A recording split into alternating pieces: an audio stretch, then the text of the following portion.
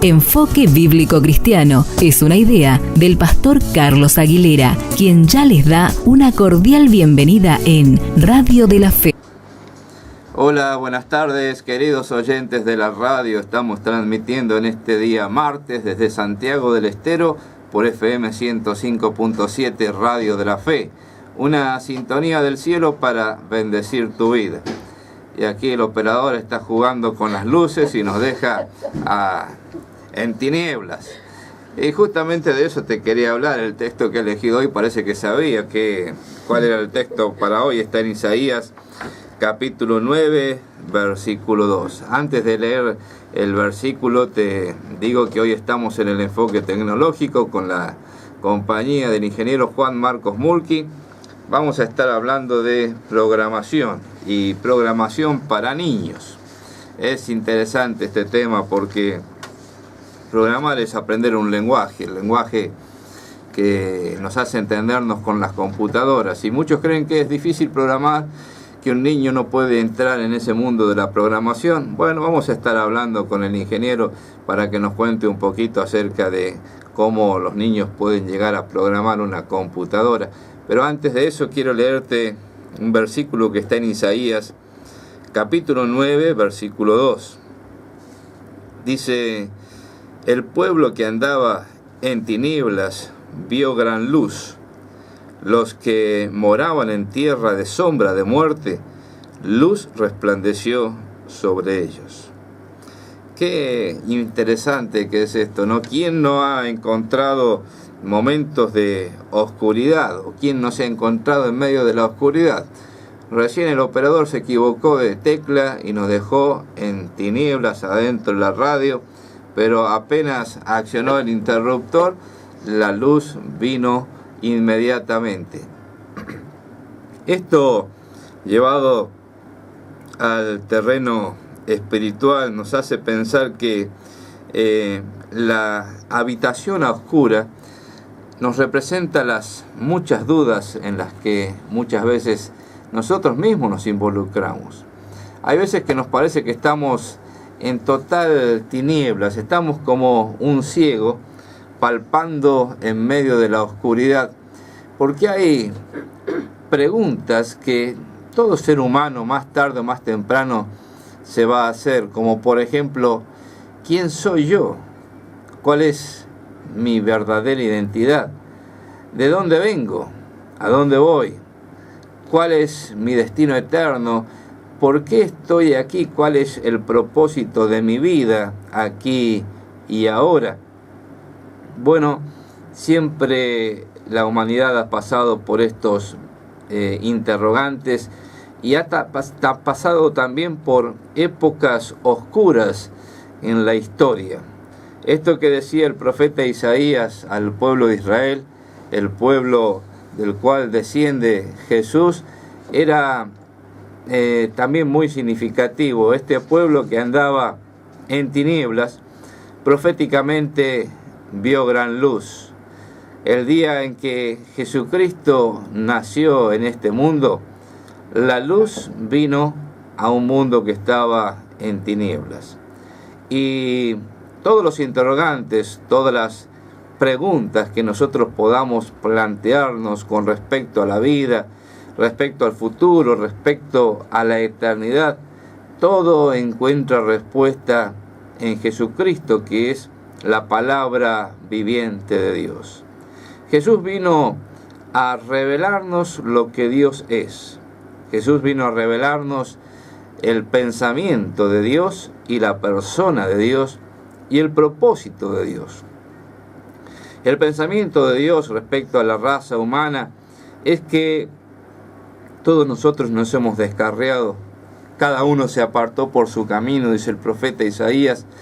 Cada uno se apartó por su camino propio como ovejas que no tienen pastor.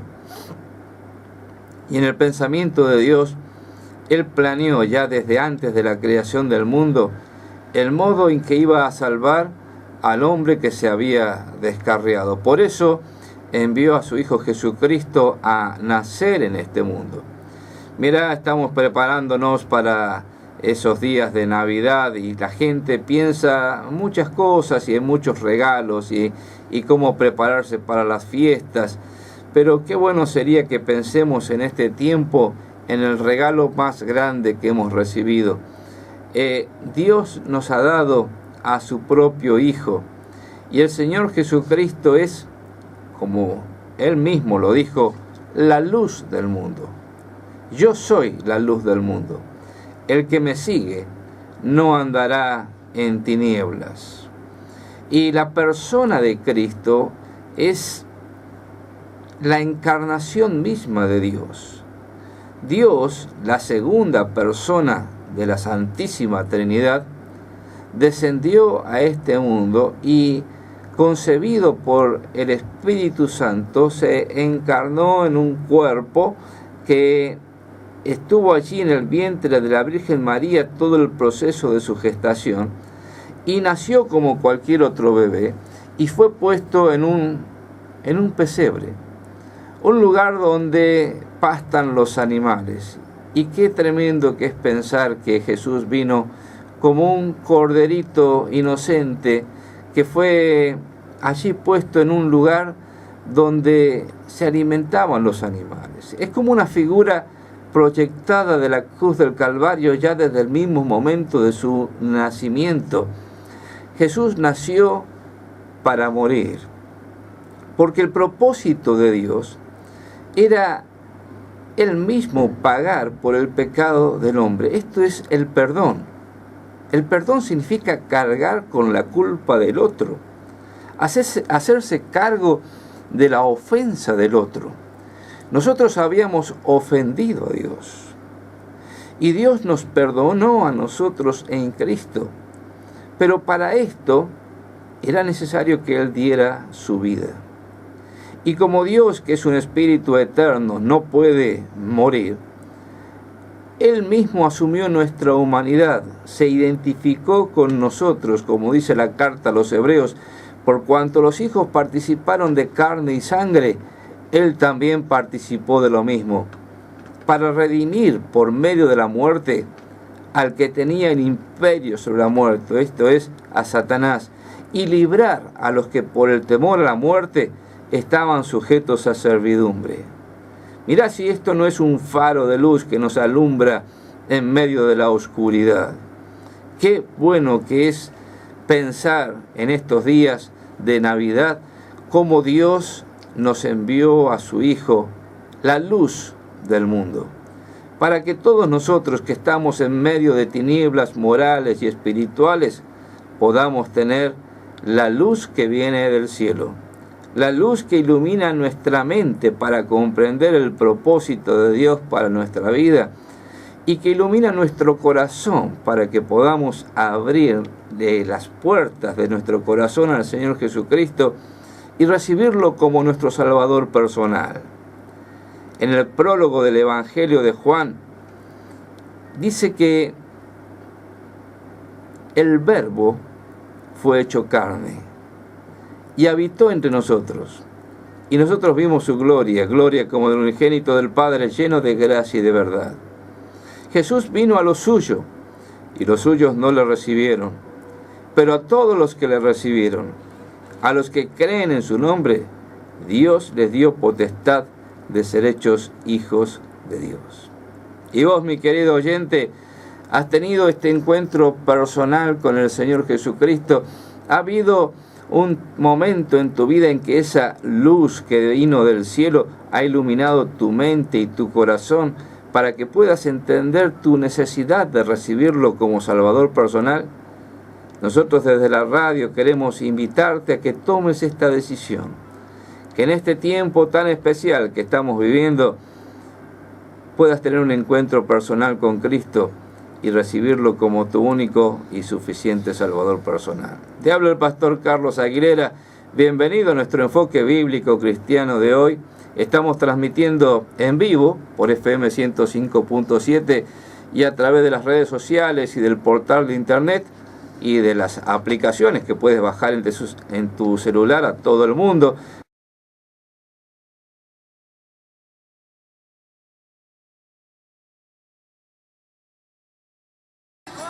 Continuamos con nuestro programa ya con la presencia del ingeniero Juan Marcos Mulqui en nuestros estudios. Bienvenido, Juanqui. Muchas gracias. Aquí estamos esperando los saluditos de los suegros que siempre nos escuchan desde Arroyito. Bueno, el tema propuesto para hoy es programación, ¿no? Y el ingeniero nos va a explicar qué es programar. Bueno, buenas tardes a todos. Esto de programar tiene por lo menos dos enfoques. Uno más simplista, vamos a decir, que otro, en el que, por ejemplo, programar es sentarse una computadora, ¿no es cierto?, y darle instrucciones para que la computadora las ejecute una a una. Esto de programar ha ido evolucionando, ¿no es cierto?, con el tiempo. Hoy, obviamente, estamos viviendo en un boom tecnológico que no tiene nada que ver con lo que era de sus inicios. Y obviamente, si nosotros queremos comunicarnos con la computadora y darle órdenes, tenemos que hablar su mismo idioma. Y justamente estos lenguajes han ido evolucionando a lo que hoy conocemos como lenguajes de alto nivel, es decir, se aproximan mucho al lenguaje habitual de nosotros los seres humanos. Lamentablemente, la mayoría de ellos en inglés, por no decir absolutamente todos, ¿no? Pero antes, obviamente, se programaba en un lenguaje que la máquina entendía, que era el lenguaje binario, ¿no es cierto? Los aparatos son unos y ceros. Así es. No sé, vos en una de esas has tenido alguna experiencia No o es algo. que sea tan viejo, pero bueno, sí, nosotros en la facultad teníamos que estudiar lo que era el lenguaje binario y combinar los unos y los ceros para formar pasar del bit al byte y tener que indicarle a la computadora secuencia por secuencia sin olvidarnos nada, si no la computadora se trababa y no podía avanzar en el programa. Esos lenguajes secuenciales donde hay que pensar hasta el más mínimo detalle. Bueno, sí. Todos pasamos por eso, ¿no? Hoy les es tan fácil programar a ustedes que uno le da envidia. Claro. Bueno, justamente de esto se trata un poco esta charla, ¿no? Y más que nada porque justamente este enfoque simple de programar lo puede hacer cualquier persona, ¿no es cierto? Obviamente, como cualquier lenguaje, mientras más temprano se empiece, mucho mejor. Y no hace falta ser un profesional de la informática para hacerlo. Hoy hay muchas herramientas que, bueno, lamentablemente para los que tenemos cierta preparación, las puede usar cualquier persona, ¿no es cierto? Y cualquier persona puede estar involucrado.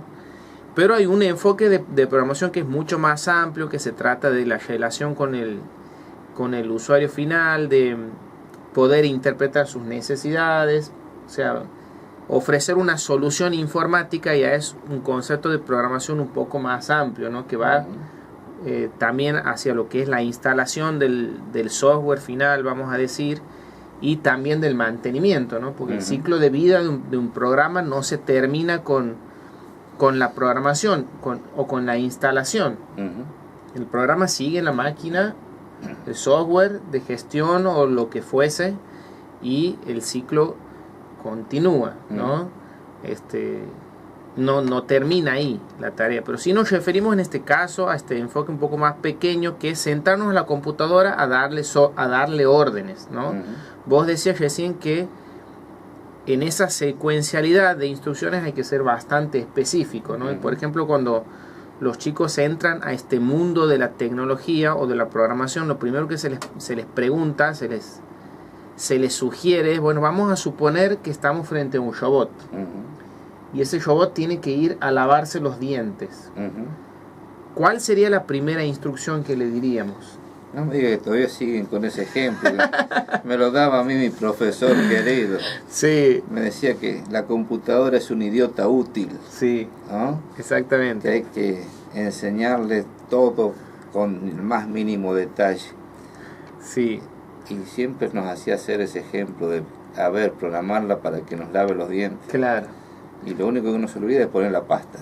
Más, claro, bueno, pero por ejemplo, claro, justamente, o sea, lo primero que a uno atina a decir es decir, bueno, hay que decirle al robot que ponga pasta en el cepillo de dientes. Ajá, pero O sea, ¿cómo la pone? Claro, está abierta, Ajá. no está abierta. ¿A dónde está el robot cuando inicia su recorrido? Tomar el cepillo de dientes. Bueno, ¿cuál cepillo de dientes? Ponerle pasta. Y bueno, pero ¿y si está sellado? Primero hay que abrir. Es decir, las instrucciones que nosotros vamos a darle a la computadora tienen que ser justamente, como vos decías, para un idiota útil, y tienen que ser sumamente específicas e ir paso por paso hasta obviamente cumplir el objetivo. Bueno, esto con la práctica, digamos, se va incorporando ya como una cosa habitual, una cosa sumamente habitual, y un lenguaje de uso común, y ya prácticamente hay cosas que se hacen automáticas. Y hay tantas herramientas en internet y tanta documentación en internet que programar es como usar un procesador de texto común, como un Word, por ejemplo, y copiar cosas que ya están hechas y pegarlas, ¿no es cierto? Porque seguramente un problema que hoy nosotros tenemos, ya alguien ha encontrado la solución, y con todo lo que tenemos ahora de internet es muy fácil llegar a un objetivo, ¿no? Mucho más rápido. Sí. Imagínense lo que era programar en mis tiempos, cuando no teníamos WhatsApp, no teníamos internet, cada uno trabajaba como si fuera una isla. Cuando encontrábamos uno que ha hecho una secuencia, no la quería prestar porque le había costado mucho hacerla. Claro. Era... No, y no había, no había computadora, vamos a empezar por ahí. Si uno quería probar algo que había hecho, tenía que hacer colas, sacar turnos. Y había que probarlo muchas veces para que no falle, porque siempre fallaba el programa. Obviamente todos los programas son susceptibles de ser mejorados, pero en aquellas épocas era programarlo, pero infinidad de veces hasta que funcione. Y no sabe lo lindo que era ir a rendir examen y que le falle porque no nos hacía el triángulo o el color que nos habían dado en la consigna. Qué bar, increíble, realmente.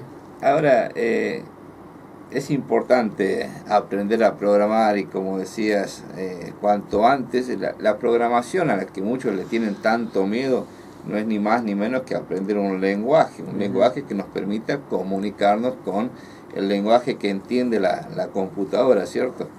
Sí. ¿Por qué es tan importante esto de programar? Bueno, básicamente hoy vivimos rodeados de aparatos tecnológicos, ¿no?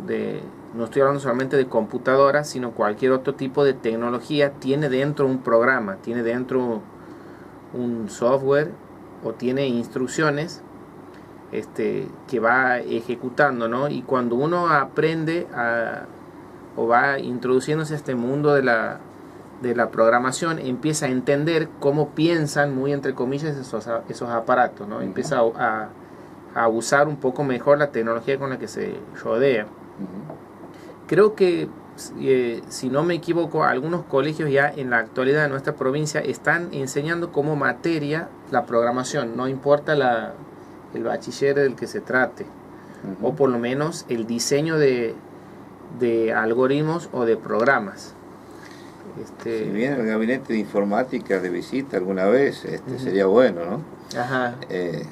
Están con eso de la programación. Ah, buenísimo. Buenísimo. Entonces, aquí en el Colegio Furnes ya estamos... Sí, pero no hay cupo, no hay vacantes, no sea que quieras. No le hacemos mucha publicidad porque sí, estamos incursionando hace varios años ya. Buenísimo. Porque principalmente porque esto de programación obviamente nos ayuda a entender un poco más el mundo en el que estamos inmersos, y también nos enseña a pensar, ¿no? O a pensar de otra manera. Creo que cuando uno empieza a programar, logra un nivel de análisis y de abstracción que no lo logra con ninguna otra disciplina. Pensar con lógica. Claro, con la lógica y con la matemática, y no es algo a lo que hay que tenerle miedo, sino que hay que empezar y hay que ponerse a practicar. Creo que, bueno, hoy todo es programa, ¿no? Hoy todo es software, y son muchas las empresas que están requiriendo, entre las habilidades de sus candidatos, que tengan alguna idea o alguna aproximación a esto de la programación o de la algoritmación, sin ser profesionales, ¿no es cierto?, de la informática en la disciplina en la que se desenvuelvan, pero que puedan entender de qué se trata esto. Obviamente lo que es manejo de PC hace mucho que ya es un requisito prácticamente excluyente. Y bueno, lo que es programación ya es importante para muchísimas de las empresas, más que nada porque da capacidades y habilidades que no las da otra práctica. Sí, lamentablemente como crítica al sistema educativo actual, ¿no?, y en los currículum de enseñanza de matemáticas se ha eliminado la lógica y se ha eliminado la matemática booleana, que tanto nos ayuda a pensar y a razonar, ¿no? Hoy está todo el enfoque sistémico, pero lo que le da sustento al enfoque sistémico, como es la lógica y los diagramas de Venn y todo lo que era la matemática booleana, se ha eliminado de los currículum, así que los chicos hoy no aprenden lógica como filosofía, ni aprenden tampoco lógica como matemática, y todo eso lo ha reemplazado en lo que sería la programación, ¿cierto? Sería por eso hoy se está volviendo al requerimiento de personas que por lo menos tengan una cierta capacidad de análisis, de pensamiento secuencial y lógico, ¿no? Sí. Así que por eso es muy, muy importante esto de aprender a programar, y sobre todo de involucrar a los más chicos, ¿no? Sí, sí. Justamente como se trata de un nuevo lenguaje, mientras más chicos se involucren, o mientras más desde pequeños se involucren, mucho mejor. Hoy a los chicos se los llama los nativos digitales y están inmersos en un mundo que es todo tecnología. Ahora hay que tratar de que ellos se entiendan por qué sucede lo que sucede, o cómo es que sucede o se mueve el mundo en el que están inmersos. ¿Ah? Ellos toman un celular, usan una aplicación, usan un juego, tal vez sin darse cuenta todo el mundo que hay detrás, totalmente automatizado, pero en el que se podría profundizar un poco más y que a ellos les vendría muy bien en cuanto al uso de sus facultades mentales y de su crecimiento intelectual. Justamente hace un par de días cumplió 50 años uno de los primeros programas más famosos que en el mundo de la informática era el Logo, que era una tortuguita a la que se le iba dando pequeñas instrucciones para que haga dibujos, y uno tenía que ser justamente bien específico. Era como un juego, pero uno tenía que ser bien específico e indicarle a la tortuguita avanzar, retroceder, girar hacia un costado, cuántos grados girar, cuántos pasos avanzar, si escribir o no, dejando un rastro a su paso, y de esa manera se iban haciendo dibujos. ¿Ah?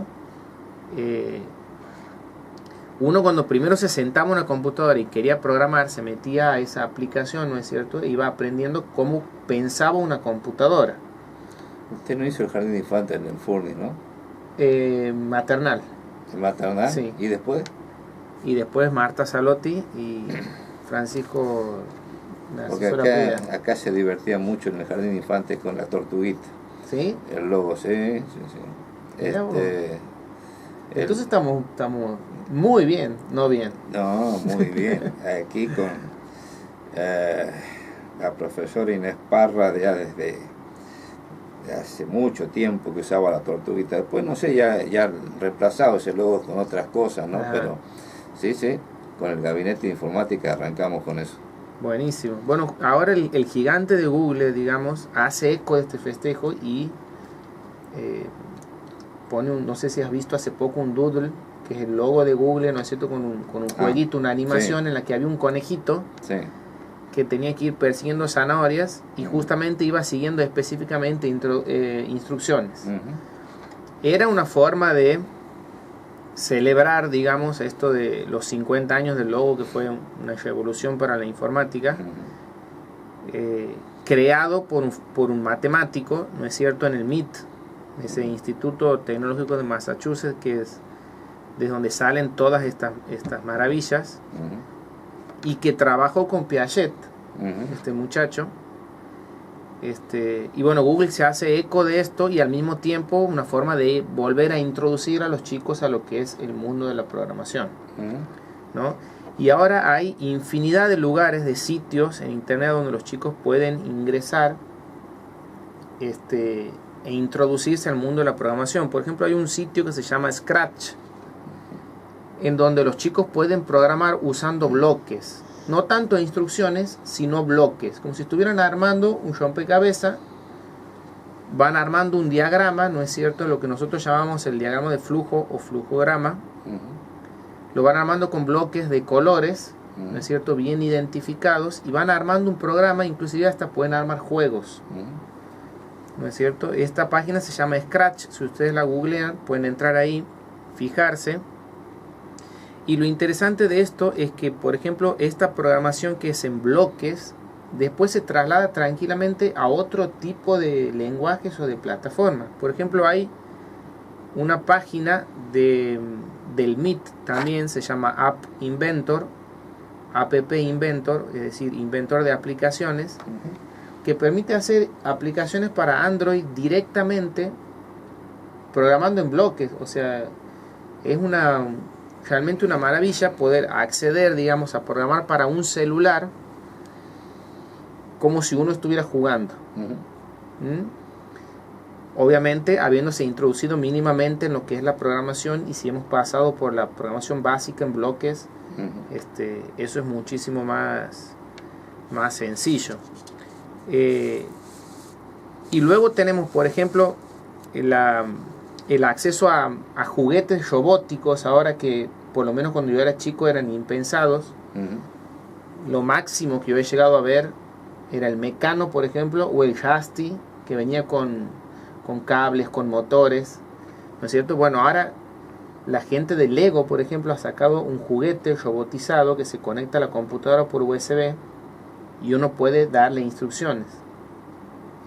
En algún momento capaz que damos más detalles en otro programa, porque es bastante interesante, ¿no? Es interesante. Sí, tiene sensores, tiene motores, Sí.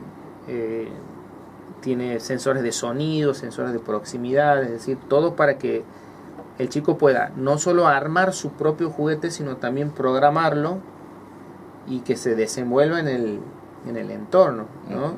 Y obviamente sale aprendiendo sí o sí a programar, capaz que sin darse cuenta, Sí. ¿no? Aprende jugando. Claro, como es la idea. Y después hay sitios como por ejemplo Code Academy o Academia de Código, sería en español, donde uno puede entrar ahí y la página nos va ofreciendo la posibilidad de aprender algún lenguaje de programación, desde los más sencillos hasta los más complejos, muy paso a paso. Nos va guiando instrucción por instrucción. Nosotros vamos viendo lo que nos enseñan, escribimos nuestro propio código tal como ellos nos van enseñando, lo ejecutamos en la misma página, nos va mostrando los resultados, y vamos así avanzando en el curso totalmente gratis, ¿no? Realmente una maravilla. Y bueno, ¿para qué vamos a hablar de YouTube, donde hay infinidad de videos y tutoriales, desde lo más sencillos hasta los más avanzados, para los que les interesa ir avanzando en este tema?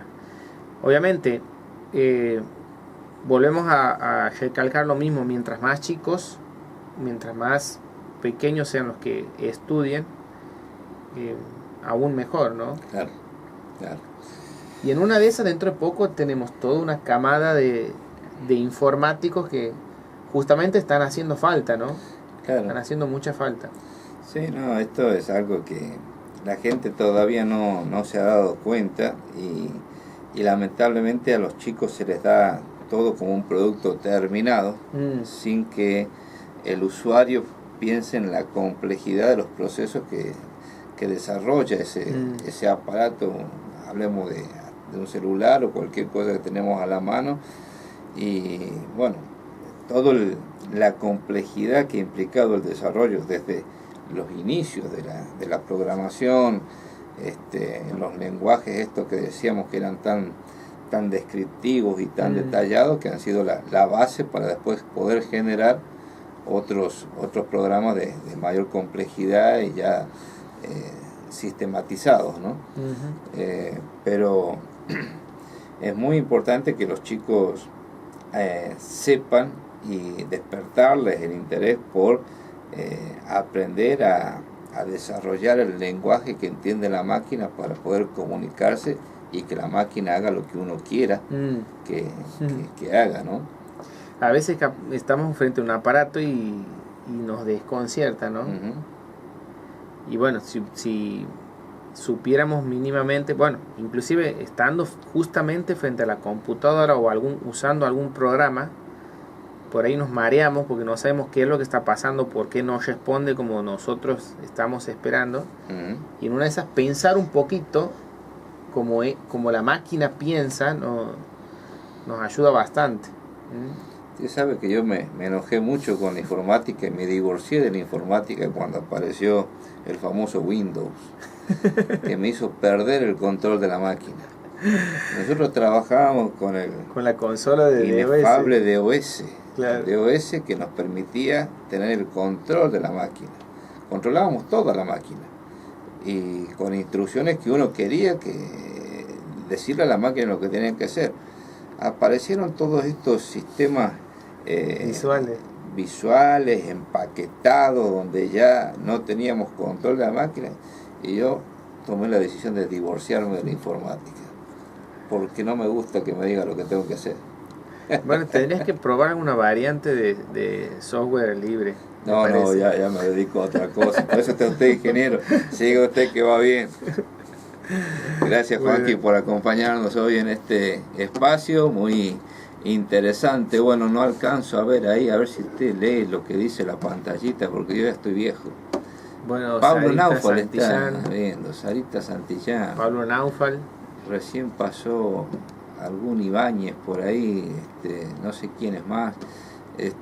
Esto de ponerse viejo ya lo deja uno fuera, no solo de la informática, sino del Facebook. Ya no. Un saludo a Pablo, que le parecen muy divertidos nuestros programas. ¿Ah, sí? Sí. Bueno, que venga por aquí, que se traiga algo para poner en la parrilla y hacemos todo.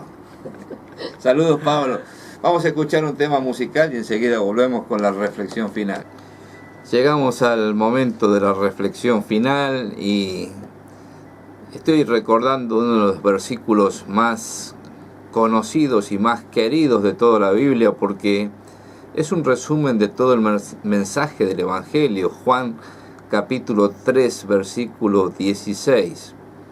Un versículo que, de tan conocido y tan repetido, muchas veces perdemos la esencia y la importancia de todo lo que dice.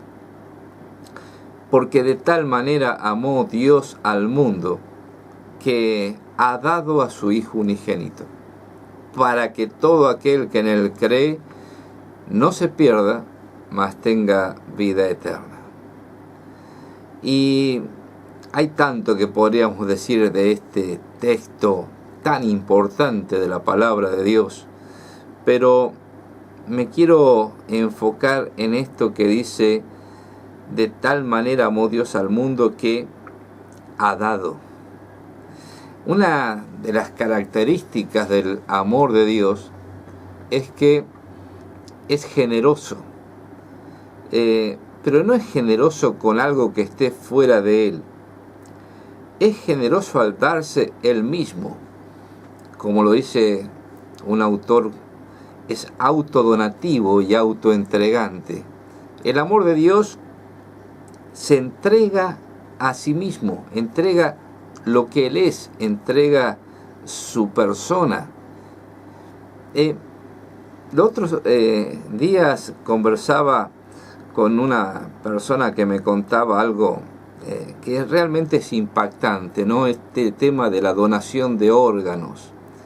Y me contaba cómo un hermano había entregado un riñón, había dado un riñón, lo había donado a su hermano, que tenía prácticamente los 2 riñones ya inútiles, sin funcionar, y estaba dializado, y de seguir así iba a morir.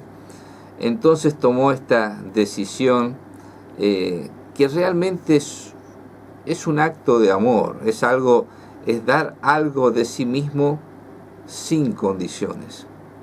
Y cuando yo pienso en esto de la donación de órganos, sobre todo cuando es así en vida, entregar un órgano que está en pleno funcionamiento para salvarle la vida a otra persona, siempre se me ocurre pensar en el Señor Jesucristo, que no dio un órgano, dio su vida en la plenitud de su vida, siendo un joven de 33 años, pero ofreciendo un sacrificio de valor infinito, incalculable, un amor que es incondicional.